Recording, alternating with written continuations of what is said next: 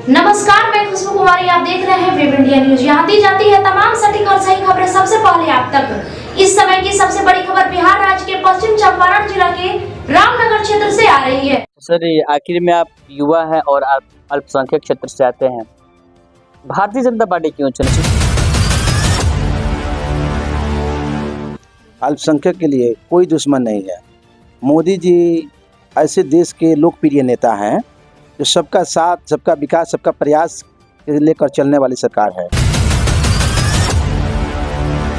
किसी का माता का अपमान करना, ये भारत का हर माता का अपमान हुआ। 1990 से लेकर 2005 तक जो स्कूल जो था वो चरवाहे खुलता था। आज बिहार विधानसभा चुनाव में भारतीय जनता पार्टी किसी अल्पसंख्यक व्यक्ति को प्रत्याशी के रूप में खड़ा करेगी चुनाव में। श्रीमती भागीरथी देवी जी का 4 कार्यकाल यहाँ पर है। 4 कार्यकाल हुआ लगभग 20 साल। तो 20 साल में अभी तक उनका रामनगर में एक ऑफिस नहीं बन पाया है कि जहाँ पर लोग जाकर अपनी समस्या को बताएं। इसका है एक रूल होता है, ठीक है, हर एक ऑफिस का रूल होता है, इसलिए उनको जब खोजिएगा, जहाँ खोजिएगा वहाँ मिल जाती है। वेलकम बैक, मैं रईस और आप देख रहे हैं वेब इंडिया न्यूज। मैं आपको बता दूं, आगामी बिहार विधानसभा चुनाव आने ही वाला है। इससे पहले कई ऐसे हवाएं चल रही है बिहार में। कोई वाक्य को लेकर परेशान है, तो कोई यात्रा को लेकर संघर्ष कर रहा है, तो कोई अपने सीट को लेकर काफ़ी जद्दोजहद कर रहा है। इसी बीच हमारे साथ पश्चिमी चंपारण जिला के अंतर्गत रामनगर विधानसभा क्षेत्र में एक ऐसे युवा नेता जुड़े हुए हैं जिनका संबंध भारतीय जनता पार्टी से। मैं आपको बता दूं, और अभी ये भारतीय जनता पार्टी के पुलिस जिला बगहा के जिला अध्यक्ष अल्पसंख्यक प्रकोष्ठ के, और हम लोग इनसे सीधे बातचीत करेंगे, क्योंकि आज ये जो माननीय प्रधानमंत्री के माताश्री के ऊपर जो विपक्षी पार्टी की ओर से टिप्पणी की गई थी, इसी बात को लेकर ये लोग आज बिहार बंद को लेकर मार्च किए थे अपने विधानसभा क्षेत्र में। सर, स्वागत है आपका सर हमारा सर न्यूज चैनल में। सर, आज अपना मूल्यवान समय दी। सर, मैं चाहूँगा पहले आप एक छोटा सा पहले परिचय दें। जी, मेरा नाम हसन इमाम खान है। मैं जिला अध्यक्ष अल्पसंख्यक मोर्चा के हैं बगहा से। तो सर, आखिर में क्या वजह है कि आज आप लोगों ने रामनगर में बिहार बंद का आप मार्च निकाले थे, रैली आप निकाले थे? क्या लगता है कि आने वाला चुनाव में इससे कुछ असर पड़ेगा?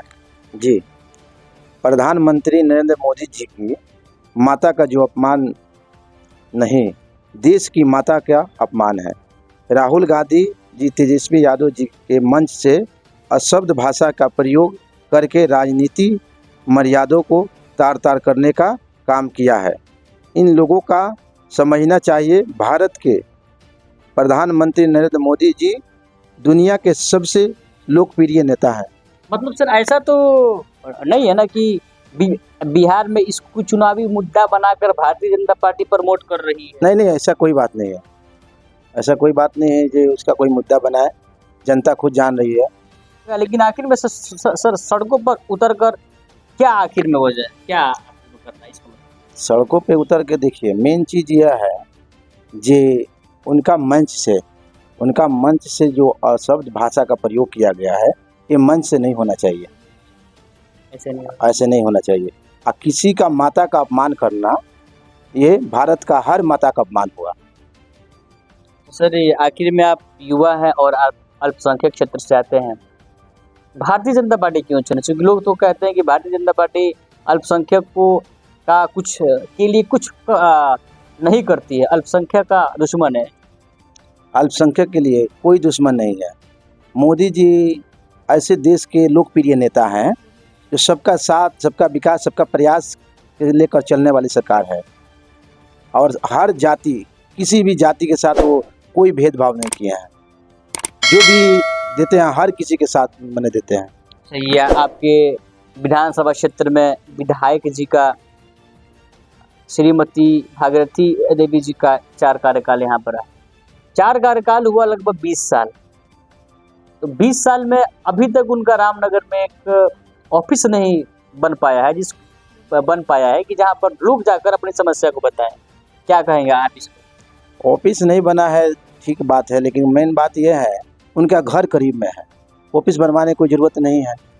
सर मैं आपको सर बता दूं, इस विधानसभा का छोर पड़ेगा आपका यहाँ से 50 किलोमीटर दूर गर्दी, 50 किलोमीटर आपका ठोरी है लगभग रामनगर से। सर वहाँ से फिर नगड़िया जाना, फिर वहाँ से यहाँ तक आना, समय तो लगेगा लोगों का। देखिए, ऑफिस का है एक रूल होता है, ठीक है, हर एक ऑफिस का रूल होता है, इसलिए उनको जब खोजिएगा जहाँ खोजिएगा वहाँ मिल जाती है, इसलिए ऑफिस कोई ज़रूरत नहीं है। ऑफिस का तो मान लीजिए रूल है, समय है, सीमा है, लेकिन उनका कोई सीमा नहीं है, जब चाहिएगा जब मुलाकात हो जाएगी उनसे। चलिए सर, ये आपने काफ़ी अच्छी बात कही। अच्छा सर, आखिर में आप अल्पसंख्यक प्रकोष्ठ हैं, क्या आपको लगता है कि अल्पसंख्यक इस बार विधानसभा चुनाव में भारतीय जनता पार्टी को सपोर्ट करेगी? जी बिल्कुल करेगी। इस टाइम में अगर चुनाव जो आ रही है, विधानसभा चुनाव 2025 में जो होने वाली है, इसमें करीब 60% मुस्लिम वोट उनको देंगे, लग रहा है।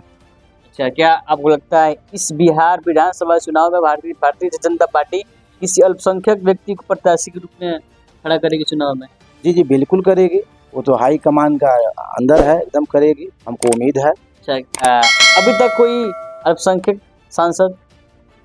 अभी तक तो मान लीजिए नहीं है, लेकिन इंशाल्लाह जरूर होंगे। क्योंकि 2014 में आपकी सरकार आई थी और अभी तक 2014 में आपकी आई थी सरकार, लेकिन अभी तक कोई अल्पसंख्यक सांसद नहीं बन पाया। आप राज्यसभा सांसद भी आप घोषित कर देते।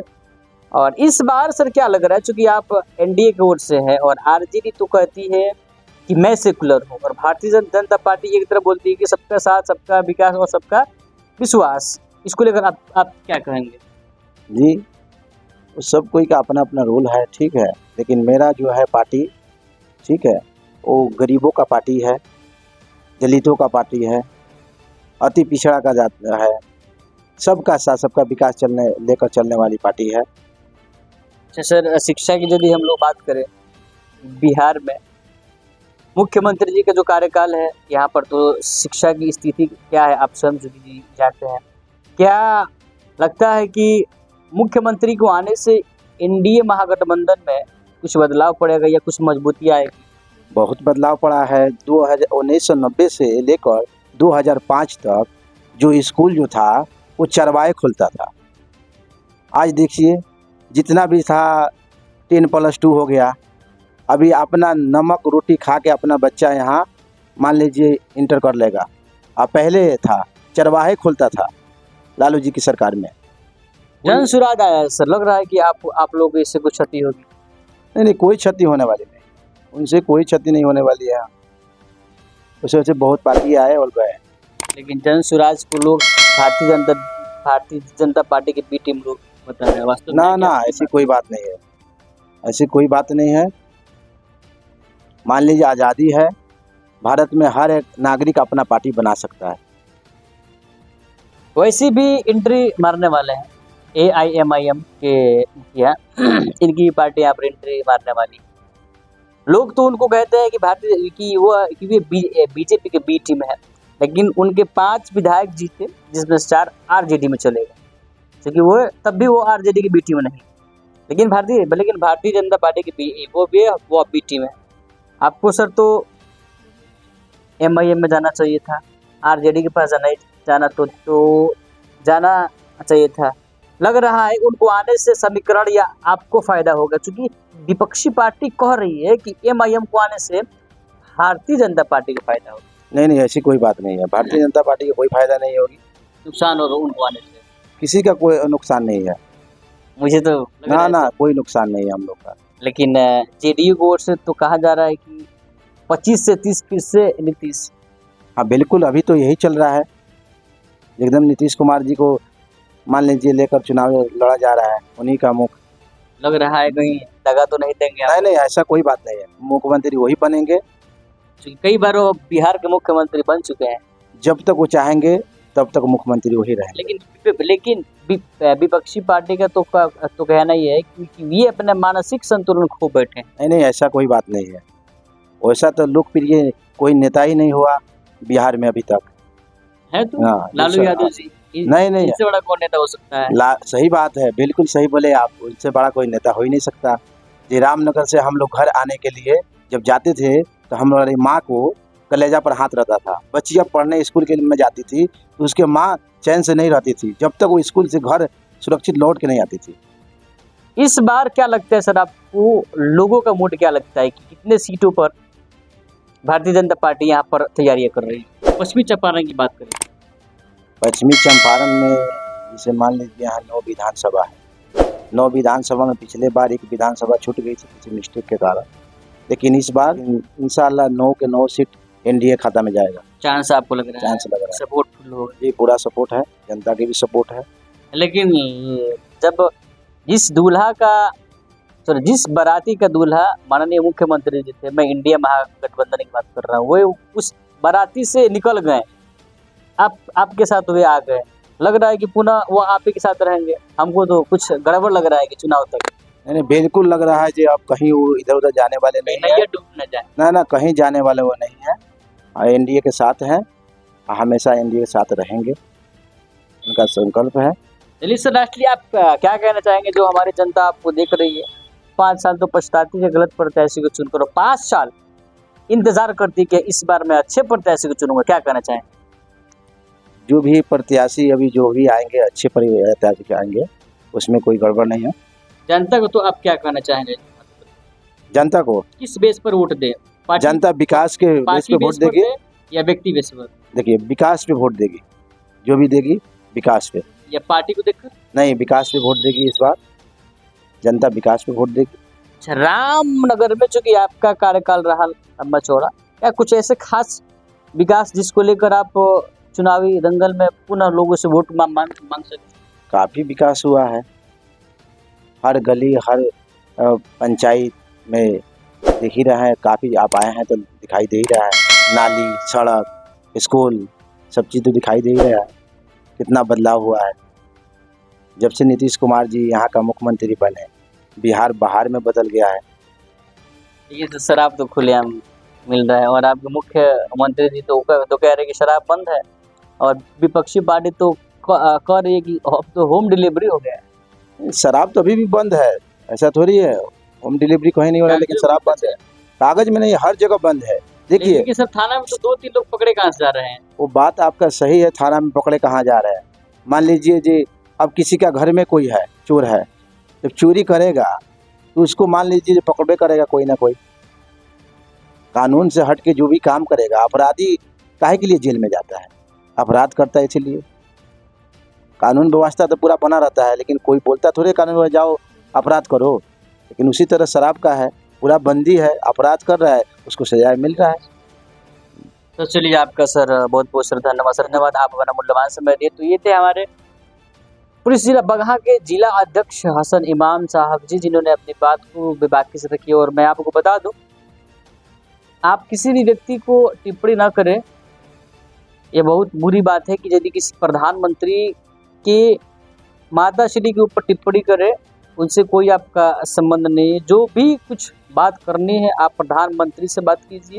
प्रधानमंत्री के ऊपर एक संवैधानिक टिप्पणी आप कर सकते हैं, गैर संवैधानिक टिप्पणी आप नहीं कर सकते हैं, चूंकि आपका हक है, इसलिए कि आप उनको मत देकर वहां पर भेजें। चलिए, ऐसे ही खबर देखने के लिए विजिट कीजिए हमारे चैनल। फिर मिलते हैं नए खबर के साथ। जय हिंद, जय भारत। आपका सपना, आपके बच्चे का उज्जवल भविष्य, एक ऐसा स्कूल जहां शिक्षा का मतलब सिर्फ किताबें नहीं बल्कि संपूर्ण विकास हो। जी हाँ, अब आपके शहर रामनगर के विजडम पब्लिक स्कूल में मिलता है आधुनिक स्मार्ट क्लासेस और अनुभवी शिक्षकों का मार्गदर्शन। यहाँ आपके नर्सरी से लेकर 8वीं तक के बच्चों लिए ऑयल मॉडर्न सब्जेक्ट, उर्दू विषय, ICSE कैरिकुलम व कंप्यूटर क्लास की विशेष सुविधा। विजडम पब्लिक स्कूल के द्वारा आपके बच्चों को बोलने का कौशल, सुनने का कौशल, सार्वजनिक रूप से बोलना, व्याकरण, आत्मविश्वास बढ़ाना, समूह चर्चा, संचार कौशल, सामग्री लेखन, दैनिक उपयोग वाक्यांश, व्यक्तित्व विकास, उच्चारण और शब्दावली का निर्माण पर विशेष ध्यान। विजडम पब्लिक स्कूल का संकल्प सुरक्षा और गुणवत्ता, शिक्षा का संगम। CCTV से लैस क्लासरूम, बच्चों को तकनीक से जुड़ने के लिए आधुनिक कंप्यूटर और रोबोटिक्स की सुविधा। यहाँ सिर्फ पढ़ाई ही नहीं, नैतिक मूल्यों और संस्कारों पर भी पूरा ध्यान। वहीं शारीरिक विकास के लिए टाइम टू टाइम स्पोर्ट्स की सुविधा। समर कैंप में science project, social studies model, art and craft कराई जाती है। विजडम पब्लिक स्कूल को डॉक्टर्स, प्रोफेसर्स और engineers, highly qualified and trend teachers के द्वारा मैनेज किया जाता है। अपने बच्चों का बेहतर शिक्षा, बेहतर भविष्य के लिए आज ही एडमिशन कराएं विजडम पब्लिक स्कूल में, जिसमें फर्स्ट 50 बच्चों का एडमिशन चार्ज फ्री है। तो देर किस बात की? विजडम पब्लिक स्कूल का पूरा पता है Narayanapur ward number 8, Ramnagar, Paschim Champaran. Wisdom Public School के डायरेक्टर हैं MTech, AMU, PhD JMI, new Delhi व पूर्व असिस्टेंट प्रोफेसर जो देश विदेश में शिक्षा के क्षेत्र में अपना योगदान दे चुके हैं। वो डायरेक्टर हैं डॉक्टर मोहम्मद कलीमुल्लाह, जिनके जरिए से आपके बच्चों की देखरेख की जा रही है।